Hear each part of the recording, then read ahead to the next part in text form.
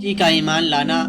حضرات، جب نمرود کی بیٹی رغفہ نے بلند مکان سے دیکھا کہ حضرت ابراہیم علیہ السلام صحیح و سالم ہیں اور نار نمرود گلزار بنا ہوا ہے، تو رغفہ کے دل میں ایمان پیدا ہو گیا اور اس نے حضرت ابراہیم علیہ السلام سے اجازت لے کر کلمہ پڑھتے ہوئے، یعنی لا الہ الا اللہ ابراہیم خلیل اللہ پڑھتے ہوئے بلند مکان سے نار نمرود میں کود گئی۔ سلامتی سے حضرت ابراہیم علیہ السلام کے پاس حاضر ہوئی اور اپنے ایمان کو تازہ کیا، پھر سلامتی سے اپنے باپ کے پاس چلی گئی۔ جب نمرود نے اپنے بیٹی کا ایمان اور پھر اس کا بلند مکان سے آگ میں جانا اور آگ سے سلامت رہنا مشاہدہ کیا، بڑا تعجب میں پڑا، مگر لوگوں کی ملامت سے ڈرتے ہوئے اپنے باطل دین پر قائم رہا۔ اگرچہ اس کے سامنے حضرت ابراہیم علیہ السلام کے دین کی حقانیت آفتاب سے زیادہ ظاہر ہو چکی تھی، پہلے تو لڑکی کو پیار و محبت سے سمجھایا کہ دین ابراہیم سے پھر جا، مگر نیک بیٹی اپنے سچے دین سے نہ پھری تو اب اس کو طرح طرح کی تکلیف پہنچانے کا ارادہ کیا اور اس کے ہاتھوں اور پیروں کو باندھ کر سخت دھوپ میں گرم ریت پر لٹا دیا۔ ادھر دریائے رحمت جوش میں آیا۔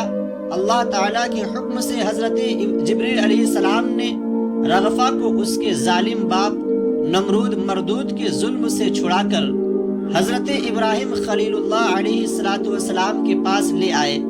کچھ مدت کے بعد حضرت ابراہیم علیہ السلام نے اس کا نکاح اپنے بیٹے مدین کے ساتھ کر دیا۔ اللہ تعالیٰ نے اس سعادت مند لڑکی سے 20 فرزند بطن بعد بطن پیدا فرمائے، جو سب کے سب مسند نبوت پر فائز ہوئے۔ فالحمدللہ علی ذالک۔ اے ایمان والو، نمرود مردود کی بیٹی رغفہ کلمہ شریف پڑھتے ہوئے بلند مکان سے کود کر نار نمرود میں حضرت ابراہیم علیہ السلام کے پاس پہنچتی ہیں تو وہ بھی آگ سے محفوظ رہتی ہیں۔ یہ ہے کلمہ شریف کی برکت اور نبی کی محبت کا اثر۔ اگر ہم بھی کلمہ شریف پڑھنا اپنی عادت بنا لیں اور پیارے نبی صلی اللہ تعالی علیہ وسلم سے سچی محبت کریں تو بروز قیامت کلمہ شریف کی برکت اور پیارے مصطفیٰ صلی اللہ تعالی علیہ وسلم کی رحمت سے دنیا کی ہر بلا و مصیبت کی آگ سے اور قیامت کے دن دوزخ کی آگ سے محفوظ رہیں گے انشاءاللہ تعالی۔ نبی کے دشمن کا برا انجام، نمرود مردود بڑا ظالم و فاسق بادشاہ تھا، اپنے کو خدا کہلواتا تھا، اس کا سجدہ کیا جاتا تھا۔ اللہ تعالیٰ کی گرفت بہت ہی مضبوط ہے۔ اللہ تعالیٰ ظالموں اور سرکشوں کو ڈھیل دیتا ہے اور وہ اس چھوٹ اور ڈھیل کو اپنی کامیابی سمجھتے ہیں، اور جب ظلم و گناہ حد سے زیادہ بڑھ جاتے ہیں تو اللہ تعالیٰ کا عذاب آ کر رہتا ہے۔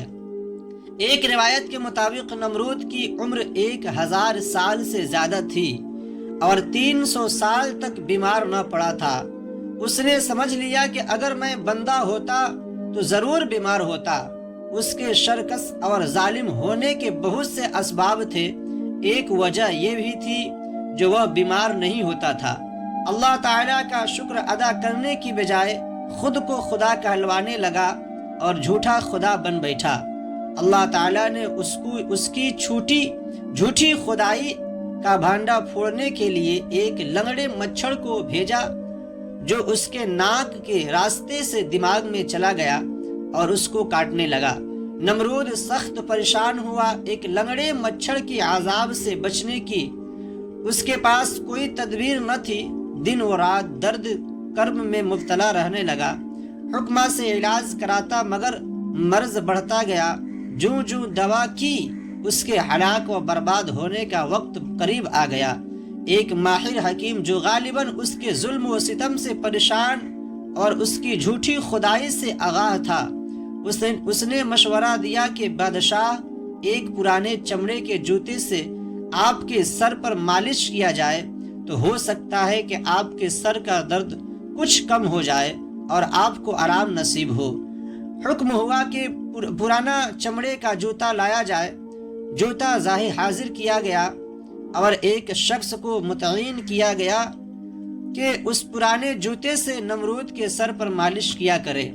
جب جوتا نمرود کے سر پر پڑنے لگتا تو مچھر دماغ کے ایک کونے میں بیٹھ جاتا اور تکلیف و درد کم ہو جاتا اور نمرود سمجھتا کہ بیماری کا علاج ہو رہا ہے۔